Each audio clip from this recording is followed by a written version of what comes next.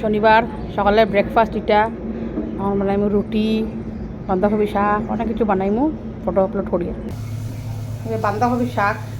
আর বাঁধাকপি শাকের পাতাটাই ফালাই না এটাকে সিদ্ধ করিয়া এটারে রসুন এতে পেস্ট করবো এটা খুব টেস্টি একটা পেস্ট হয় যে বাঁধাকপিটা খসি আছিল বাঁধাকপি ইয়েটা আর লঙ্কা দিছি রসুন দিছি কয়েকটা ভাল লাগে খাইতে এটা এদিকে চলে বাঁধাকপি শাক আর আটা মারছি রুটি বানাইমু এখন এই সকালের খাওয়া ডিম সিদ্ধ ভাত আলু ভাজা ডাল এদিকে রুটি ডিমের ভুজি এই যে বাঁধাকপিটা যে সিদ্ধ করে বানাইছি এটা বাঁধাকপি শাক এই বাঁধাকপি শাক আর সকালের যে আমার যে ফল যে আমি দিছিলাম ফটো